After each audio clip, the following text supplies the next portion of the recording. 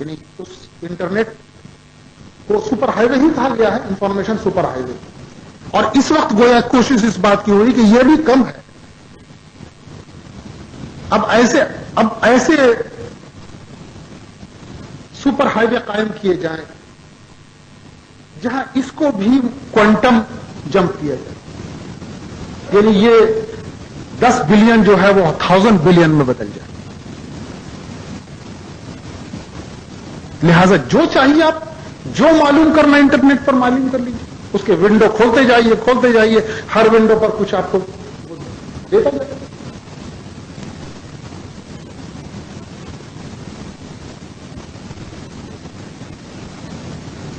لیکن اس کے اندر کیا ہے؟ وہی انفارمیشن، ڈس انفارمیشن اور مس انفارمیشن کا پورا نظام. تو دجال جو لفظ میں نے کہا کہ اس کا جو نظام قائم ہوگا وہ اسی مس انفارمیشن کی بنیاد پر قائم کیا جائے گا. چنانچہ آپ نے ابھی دیکھا ہوگا کہ آپ قرآن مانگیے انٹرنیٹ پر تو ایسی صورتیں آپ کو ملیں گی قرآن کی کہ کسی مسلمان نے کبھی دیکھی نہیں ہوگی، سنی نہیں. احادیث مانگیے تو ایسی حدیثیں آپ کو ملیں گی.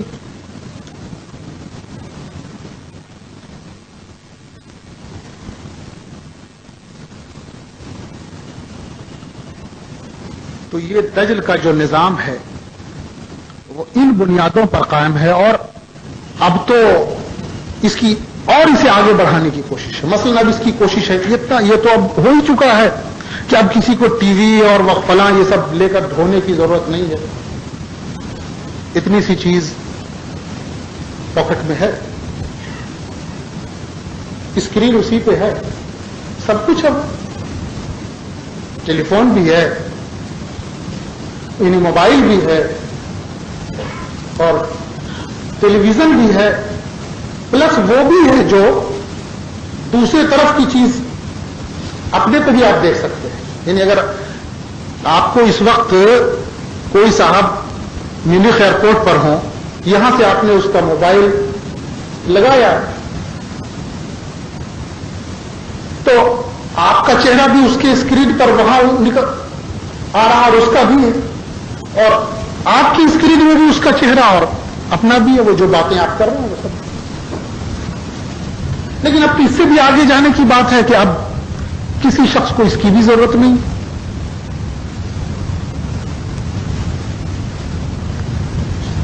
چشمے میں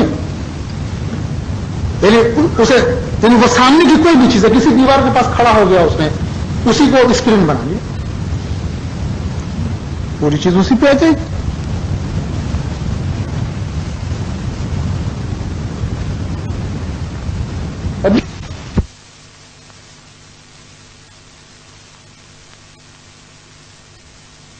کوئی چیز نہیں بتا رہا.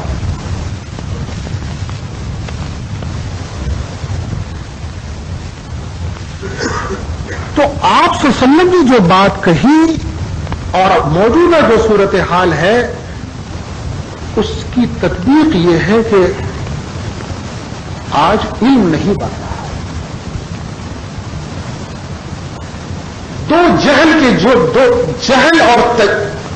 جہل اور تجہیل دو.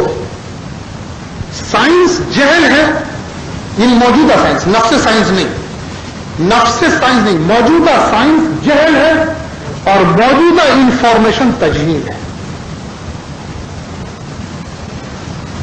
اور یہ ہے دجال کے ہتھیار. جہل اور تجہیل سے پوری دنیا کو میسمرائز کرنے کی کوشش ہوتی ہے،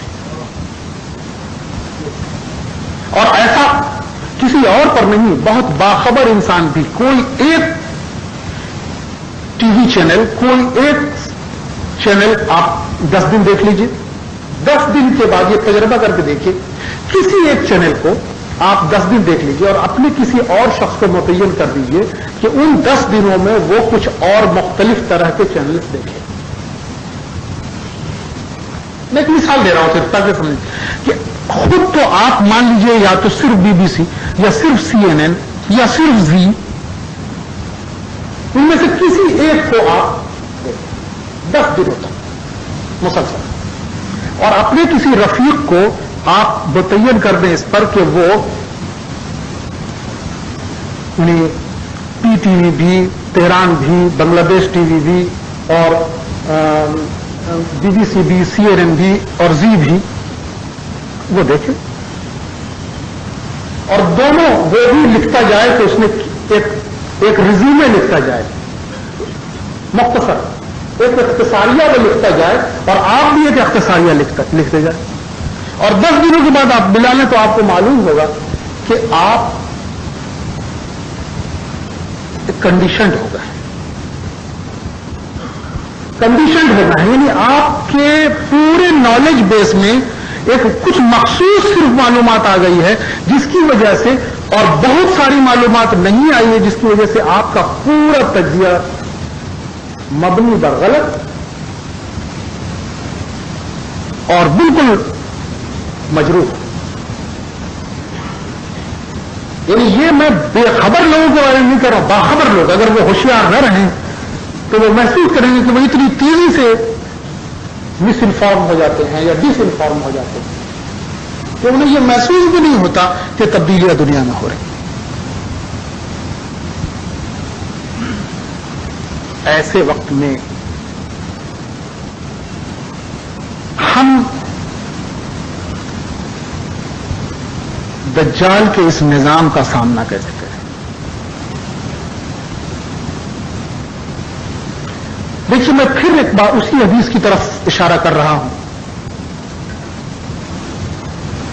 کہ آپ صلی اللہ علیہ وسلم نے فرمایا کہ السائی خیر من الماشی، الماشی خیر نہیں الماشی خیر من السائی، اور القائد خیر من الماشی، یا القائد خیر من الماشی. دوڑنے والے سے چلنے والا بہتر ہے.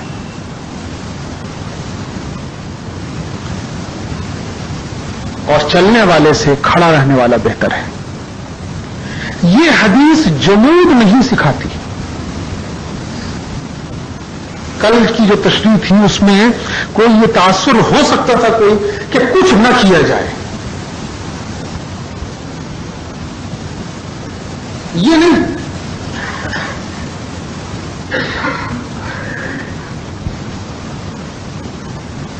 یعنی باطل کچھ کر رہا ہو اور حق کا کام یہ ہے کہ وہ کچھ نہ کرے.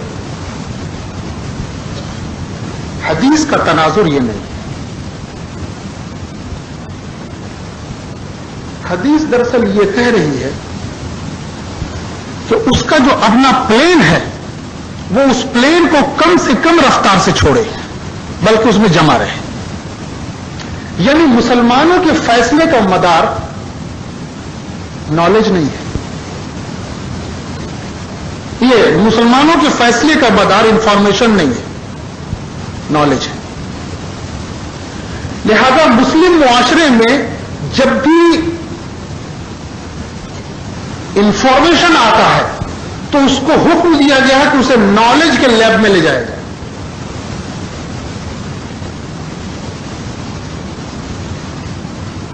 انفارمیشن کہیں سے بھی آ سکتا ہے. نظام اسلامی کی تشکیل اور اس کی جو اساسی چیزیں ہیں، میں اس کی تشریح میں یہ بات کہہ رہا ہوں کہ انفارمیشن کہیں سے بھی آ سکتا ہے. ایک معاشرے میں، ایک گھر میں، ایک سوسائٹی میں. وہ انفارمیشن کیسے آئے اور اس انفارمیشن کو کیسے کلچر کیا جائے. قرآن نے اسی لیے جو لفظ استعمال کیا ہے اذاعہ، نہیں، کسی آدمی کے لیے غیر معتبر ہونے کی، کسی آدمی کے لیے اعتبار سے گر جانے کے لیے اتنی بات کافی ہے کہ وہ جو سنے وہ بیان کر دے.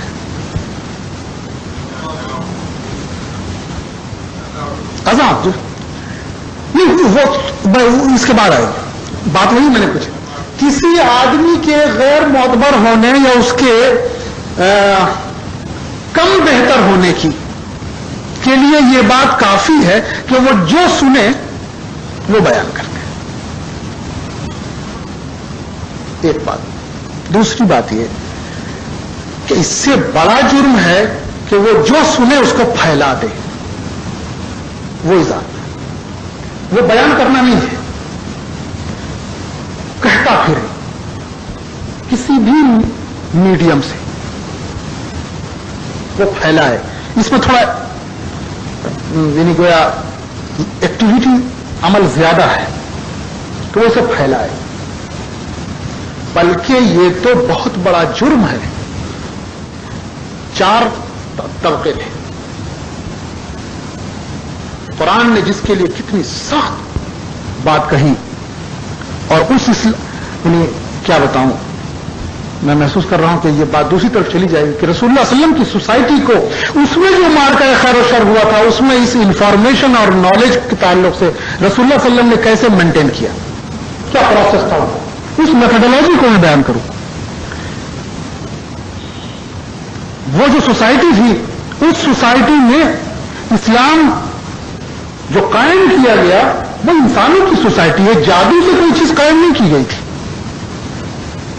اس میں اسی طرح ہوائیں پھیلتی ہوں گی, اسی طرح دشمن کے ایجنٹس ہوں گے, اسی طرح باتیں پھیلائی جاتی ہوں گی, اسی طرح حوادث سے انسان گزرتے ہوں گے. کوئی بیمار ہوگا, کوئی غریب ہوگا, کسی کے احساسات کا مسئلہ ہوگا, کسی کی بیوی کہیں روکی جا رہی تھی, کسی کا بچہ کہیں روکا جا رہا تھا. انسانی سوسائٹی ہے, وہ پتھر کے بنے ہوئے انسان نہیں تھے.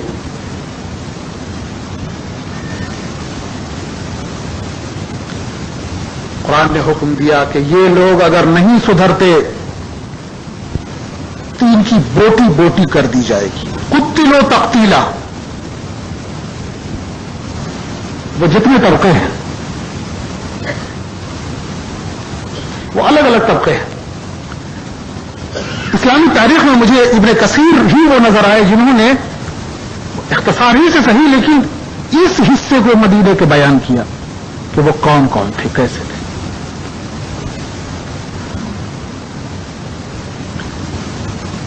مس انفارمیشن اور ڈس انفارمیشن کے مدینے میں ابلیس نے کیسے کیسے چینل اور سینٹرز قائم کیے تھے, اور وہ کوئی کام کیسے کرتے تھے.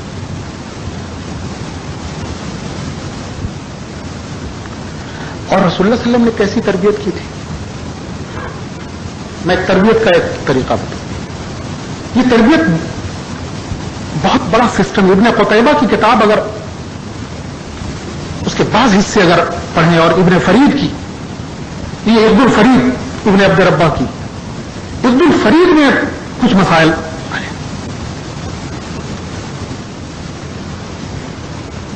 کہ دعوت حضور صلی اللہ علیہ وسلم نے یہی دے دی تھی. اس روئے زمین کی اتنی سینٹرلائزڈ میتھڈولوجی انہوں نے اختیار کی تھی, اور ایسے اصحاب ملے تھے. حضرت ابو بکر, اس دنیا میں ایسے جینیس انسان کم پیدا ہوئے اسی دوار سے. جو پلاننگ رسول اللہ صلی اللہ علیہ وسلم نے حضرت ابو بکر کے ساتھ بنائی کہ اب دعوت کا کام کرنا ہے تو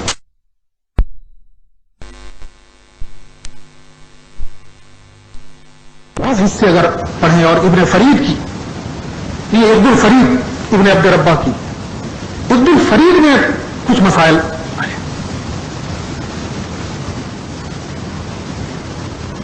کہ دعوت حضور صلی اللہ علیہ وسلم نے یہی دے دی تھی.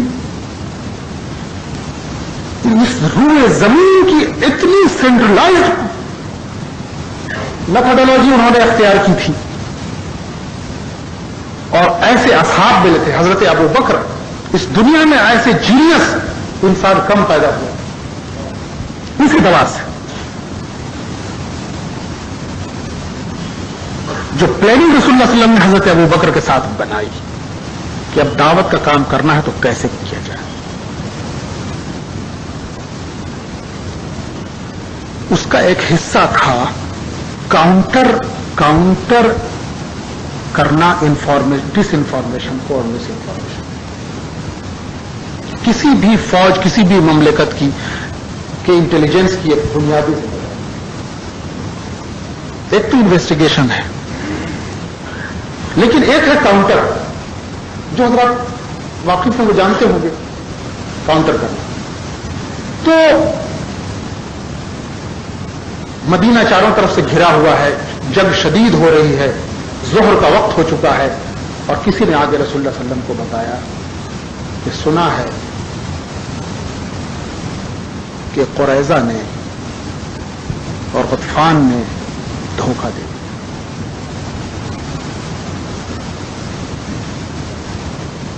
آپ صلی اللہ علیہ وسلم نے ایک انصاری صحابی کو جو بڑے مقتدر تھے، آپ نے ان کو بلایا اور کہا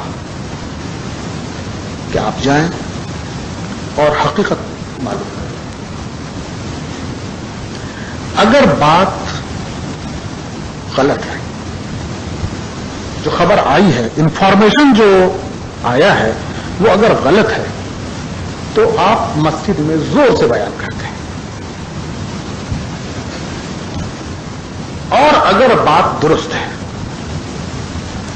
تو آپ آ کر چپکے سے مجھے کہتے ہیں. چنانچہ تو صحابی گئے، انہوں نے حقیقت معلوم کی، واپس آ کر آپ نے حضور صلی اللہ علیہ وسلم سے چپکے سے کہا ازلا وقال. عربی جاننے والے حضرات اس کا کچھ بھی معنی لگا لیں، کچھ بات سمجھ میں نہیں آئے گی.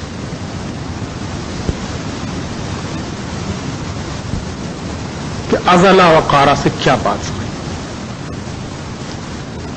یہ وہ کوڈڈ ٹریننگ ہے جو صحابہ کرام کو رسول اللہ صلی اللہ علیہ وسلم نے دی تھی. ہر سسٹم ڈیولپ کیا گیا تھا. میں یہ کہنا چاہتا ہوں، سمجھانے کو لوگ کہتے ہیں کہ یہ دو قبیلے تھے جنہوں نے دھوکہ دیا تھا، اسی لیے اس کا حوالہ دے دیا جاتا ہے. یہی بات کہی جاتی ہے.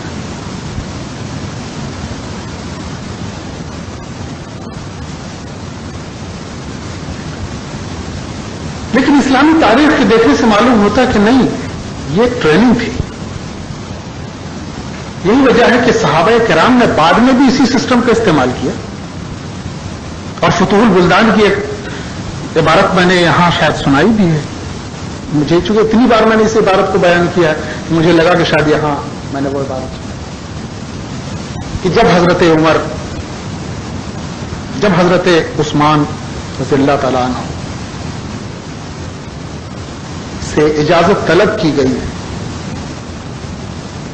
عراق کے گورنر نے اجازت طلب کی کہ کیا ہم فوج کشی کر سکتے ہیں، تو آپ نے پہلے منع فرمایا. اس لیے کہ اسلامک اسٹیٹ پالیسی یہ تھی کہ پورب کی طرف آگے نہ جائے گا. ابواللہ نام کی ایک جگہ تھی، اس ابواللہ نام کی جگہ سے آگے نہ جائے گا. چنانچہ جب حضرت عثمان سے یوسف ثقفی نے پوچھا تو حضرت عثمان رضی اللہ تعالی عنہ نے حکم دیا کہ ایک شخص کو جو اس زمین سے پوری طرح واقف ہے، وہاں کی زبان جانتا ہے، وہاں رہا ہوا ہے اور ہماری ٹریننگ سے گزرا ہوا ہے، اسے وہاں بھیجا جائے اور وہ وہاں سے آ کر مجھے بتائے. چنانچہ تمیم نام کے ایک شخص کو بھیجا گیا. وہ یہاں تشریف لائے اور کچھ عرصے کے بعد واپس گئے اور مدینہ پہنچے. تو دیکھیے کس کوڈڈ زبان میں گفتگو ہوتی ہے. جب یہ فنون اصل میں ہمارے ہاں جب ڈیولپ نہیں ہوئے تو ہم انہیں بس دوسرے طرح سے دیکھ لیتے ہیں. حضرت عثمان رضی اللہ تعالیٰ عنہ نے پوچھا اس شخص نے کہا عرفتها وتنحرتها،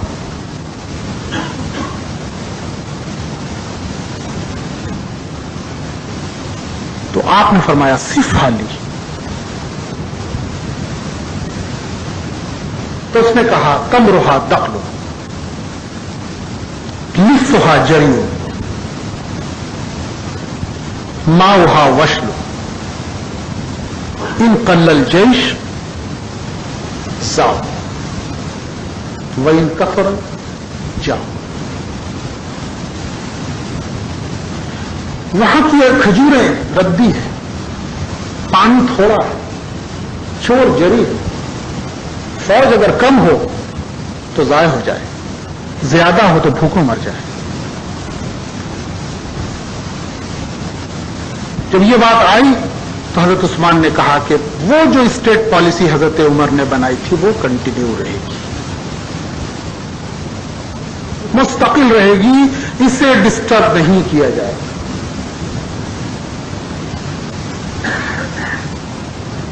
یہ وہی تربیت ہے. بظاہر ایسا آپ کو محسوس ہوگا کہ یہ لایانی سی باتیں، ایک آدمی کو اتنے بڑے کام کے لیے بھیجا گیا ہے. یہ بلازری کی فتح البلدان میں یہ عبارت ہے، کوئی بھی دیکھ سکتا ہے.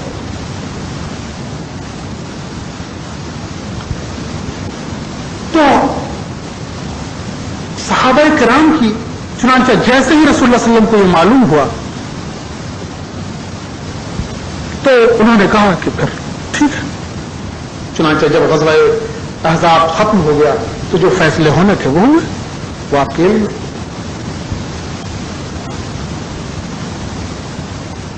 افواہوں کا معاملہ جیسا تھا، حکم دینے کا طریقہ جیسا تھا، اور کبھی کبھی جب حضور صلی اللہ علیہ وسلم نے جو ٹریننگ دی تھی اگر اس طریقے سے عمل نہیں ہوا تو اس پر جو نکیر ہوئی ہے وہ اس بات کی علامت ہے کہ آپ صلی اللہ علیہ وسلم نے اپنے اصحاب کو کس طرح بنایا تھا.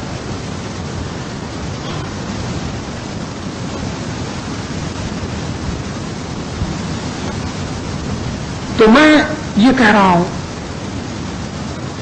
کہ مدینے کی اس اصحاب کی تربیت ان تمام خطرات کے سامنے کی تھی. اس وقت بھی یہ سب انفارمیشن اور ڈس انفارمیشن تھی. صرف وہی ایک آیت نہیں ہے کہ اگر کوئی فاسق خبر لے کر آ جائے، بلکہ یہ بھی حکم ہے کہ اگر انفارمیشن آئے تو لوگ اپنے ذمہ دار تک پہنچا دیں، اور وہ ذمہ دار ترتیب کے ساتھ ہے، یہاں تک کہ وہ آخری ذمہ دار. چنانچہ کوئی بھی خبر آخری ذمہ دار تک جاتی تھی، فائل نیچے نہیں رکتی تھی.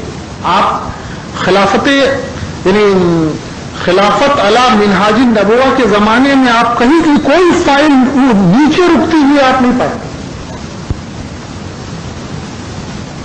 آخری درجے تک وہ جاتی تھی. اس کا مطلب کیا تھا کہ حضور صلی اللہ علیہ وسلم نے جو معاشرہ قائم کیا تھا اور وہ معاشرہ جو ان کے قائم کیے ہوئے معاشرے سے اقرب معاشرہ تھا وہ فلی انفارم تھا.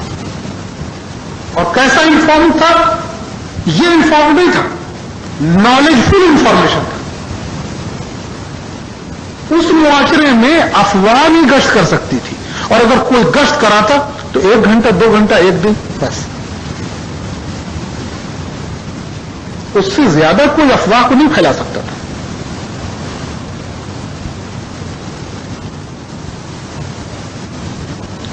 کبھی کبھی بہت باریک باتیں بھی ہوئی. مثلا جب فتح مکہ ہو گئی اور اس کے بعد ایک شخص جن کے بارے میں رسول اللہ صلی اللہ علیہ وسلم نے حکم دیا تھا کہ اگر یہ کعبے کا غلاف پکڑ کر بھی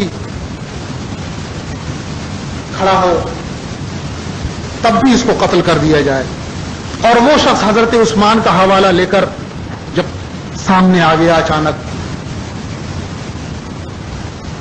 تو آپ صلی اللہ علیہ وسلم نے منہ پھیر لیا،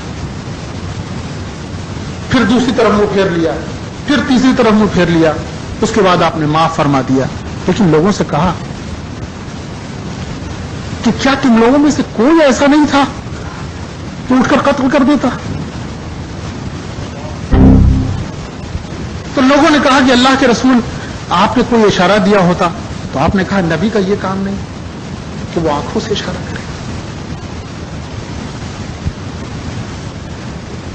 کتنا سالڈ، ٹرینڈ، پنکچوئل، پریسیزن وہ معاشرہ تھا.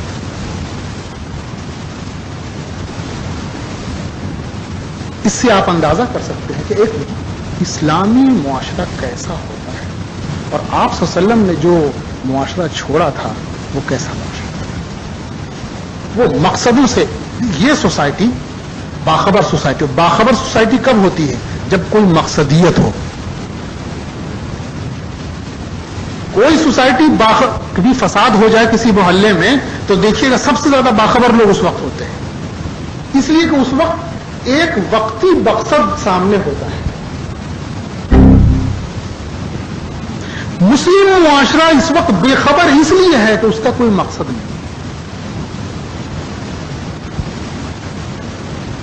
اور سارے جہان سے ہم بے خبر اس وقت ہو گئے جب ہم نے سارے جہان سے اپنے کو کنارے کر دیا. بسم اللہ الرحمن الرحیم. السلام.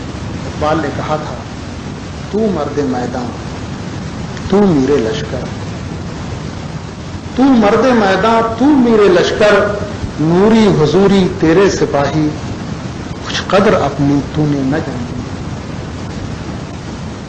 یہ کم نگاہی یہ بے سوادی، دنیا دو کی کب تک غلامی، دنیا دو کی کب تک غلامی، یا راہ بھی کر This is our یا daughter, بادشاہ. Lily. She's almost 2 years old, and she wants to show you how she's really good. تو with ہمارے the map. یہ چیلنج جو اس وقت ہمارے سامنے ہے، ہم تو اپنے فرض منصبی سے بندھے ہوئے ہیں. موجین کے آسودگی ماں آدم است، موج کی اور کوئی ڈیفینیشن نہیں ہے. موج کیفیت کا نام، ورنہ پانی ہو. موجیں معصودگی ماں آدم است، ماں زندہ ازانیم کے آرام نے گیریں. موج تو صرف اس کیفیت کا نام ہے جب اس میں تلاطم ہو، جہاں اس میں سکوت اور ٹھہراؤ آ گیا تو وہ موج ختم ہو گئی. تو ہم اپنے فرض منصبی اپنے مقصد وجود سے جڑے ہوئے. لوگ سمجھتے ہیں کہ سب کچھ چل رہا ہے، ٹھیک ہو رہا. اگر ٹھیک ہو رہا ہے تو ہماری نوبت بیجا رسید والی جو یہ کیفیت ہے یہ کیوں پیدا ہوئی؟ ٹھیک نہیں ہو رہا تھا. ہم چاہے کسی جگہ سے کٹے نہ ہوں لیکن اپنے مقصد سے کٹ گئے. کوئی کہے کاشتکار کہ 20 سال ہو گئے معلوم نہیں یہ کھیت میں ہمارے کیا ہو رہا ہے، تو وہ یہ نہیں کہہ رہا کہ میں کھیت نہیں گیا، وہ یہ کہہ رہا کہ کاشتکاری ہم نے چھوڑ دی. تو جو پوری زمین پر شہادت کے لیے لتکونوا شہداء علی الناس جو اس کے لیے برپا کیا گیا تھا اس کو پوری دنیا کی خبر نہیں ہے. یہ میں نے جو واقعات بتائے کہ فلاں جگہ 1897 میں یہ ہوا، 1904 میں یہ ہوا، فلاں ہوا، اگر ہم نہیں جانتے تھے اس کا مطلب ہوا کہ ہم اپنے اس فرض سے ہٹ گئے. ورنہ رسول اللہ صلی اللہ علیہ وسلم کی سوسائٹی کتنی دیر کی انہوں نے، مکے والوں نے معاہدہ توڑا اور ادھر وہ سر پر حاضر.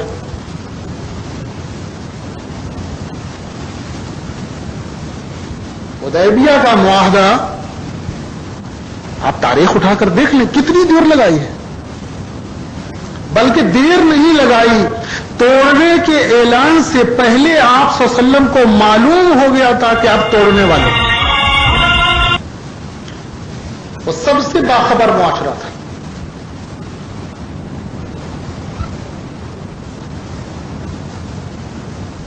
تو جو معاشرہ بے خبر ہو وہ دراصل اپنے مقصد سے ہٹا ہوا معاشرہ. آزمائش اس وقت یہی ہے کہ یہ پوری امت مسلمہ بے خبر ہو گئی ہے. یعنی اپنا پورا حصہ شیطان کے حوالے کر کے یہ الگ ہوگا. آنے والے وقت کا چیلنج یہی ہے کہ دجل ہر طرف سے ہے, ہر چیز میں دجل. میں نے جو باتیں بیان کی یہ موٹی موٹی چند باتیں تھیں, اس لیے کہ اس کے اندرون میں اگر میں دجل کی طرف جاتا, جس کا ذکر میں نے ایک مخصوص حصے میں اپنی کتاب اقتصادی صورتحال میں نے کیا ہے, تو بات بہت طویل ہو جاتی کہ اس وقت کیسے یہ دجل کا نظام ظاہر کیا جاتا ہے. ایک رات کے اندر انڈونیشیا اور ملائیشیا کی حکومت کو سمیبوس کر دیا, ایک آدمی نے کر دیا. 60 سالوں میں ایک دفعہ پھر ہم میں سے چند لوگ تو ایسے ہیں جو واقف ہوں. 60 سالوں میں ایک دفعہ پھر ہم صرف ایک مس انفارمیشن اور ایک مینیپولیشن, اکنامک مینیپولیشن, اس نے ایک دن اپنا پیسہ نکال لیا اور ایک مس انفارمیشن اس نے یہ دے دی کہ سونے کا ذخائر ختم ہو گیا.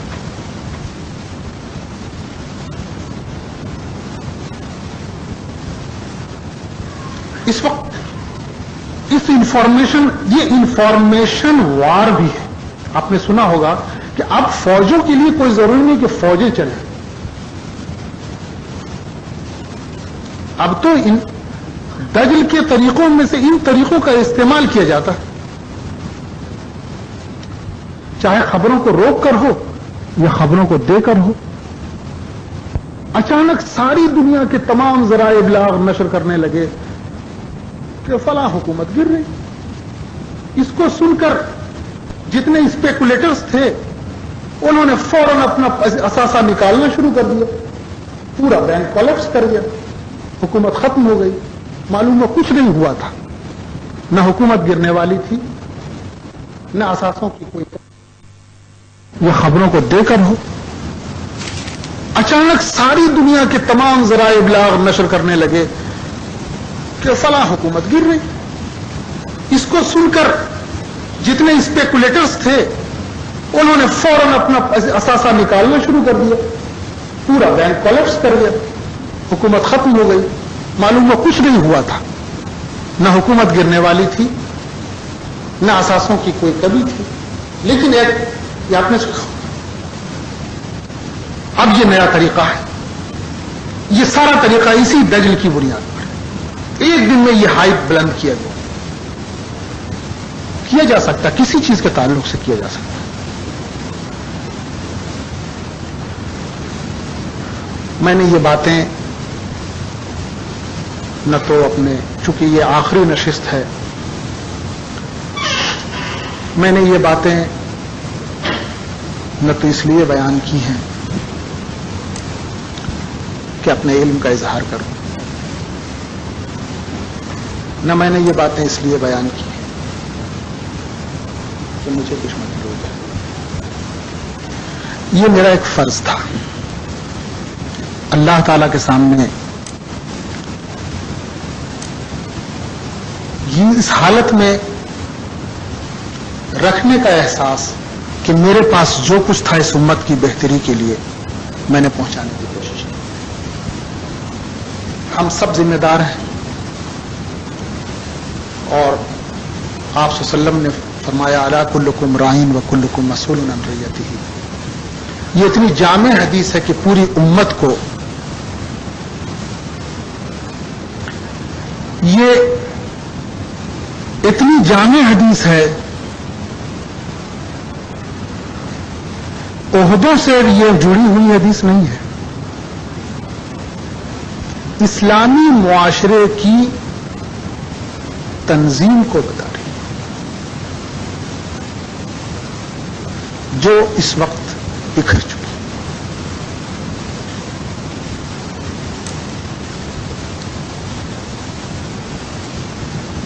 کبھی کبھی بعض چیزوں کو ہم کسی ایک خاص تناظر میں اتنے سالوں سے دیکھتے آتے ہیں کہ ہم اس کا انطباق اس سے آگے جا کر نہیں کرتے ہیں.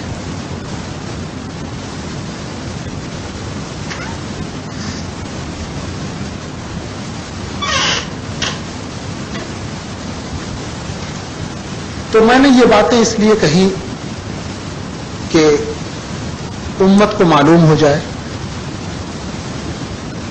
جتنا کوئی ایک فرد ذمہ دار ہے دوسرا بھی اپنی صلاحیتوں کے اعتبار سے ذمہ دار ہے. آپ کو مجھے جواب نہیں دینا ہے, مجھے آپ کو جواب نہیں دینا ہے. اللہ تعالی ہم تمام لوگوں کو اس فرض کو ادا کرنے کی توفیق عطا فرمائے اور ہم جس عہد میں پیدا کیے گئے ہیں بحیثیت فرد مومن کے, بحیثیت امت مسلمہ کے فرد کے اور پوری امت کے, ہم لوگ اپنے کردار کو ادا کریں اور اللہ تعالی کے سامنے رسوائی ہماری نہ ہو. وآخر دعوانا الحمد للہ رب العالمین.